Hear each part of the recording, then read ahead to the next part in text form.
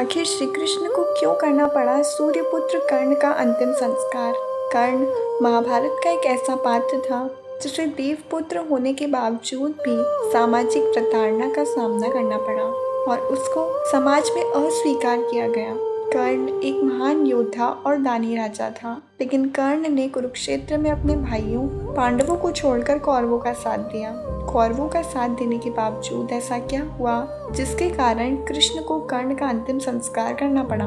तो चलिए आज की वीडियो में यही जानते हैं, लेकिन उससे पहले अगर आप हमारे चैनल पर नए हैं तो चैनल को सब्सक्राइब कर बेल आइकन को प्रेस करना ना भूलें। सूर्यपुत्र कर्ण कुंती और सूर्य का पुत्र था। कुंती ने कर्ण को अविवाहित होते हुए जन्म दिया था, लेकिन समाज के डर से कुंती ने कर्ण को नहीं अपनाया और उसे नदी में प्रवाहित कर दिया, जिसके बाद एक रथ चलाने वाले को कर्ण मिला और उसने ही कर्ण का पालन पोषण किया, जिसके कारण ही कर्ण को सूत पुत्र भी कहा जाता है। अविवाहित माता से जन्म और रथ सारथी के पालन के कारण कर्ण को समाज में ना तो सम्मान मिला और ना ही अपना अधिकार। कर्ण के सूत पुत्र होने के कारण द्रौपदी, जिसको कर्ण अपनी जीवन संगिनी बनाना चाहता था, उसने कर्ण से विवाह करने से इनकार कर दिया। इन सब कारणों से ही कर्ण पांडवों से नफरत करता था और कुरुक्षेत्र युद्ध में कौरवों का साथ दिया। लेकिन कुरुक्षेत्र युद्ध में भगवान श्री कृष्ण ने ही अर्जुन को कर्ण के वध का तरीका बताया था।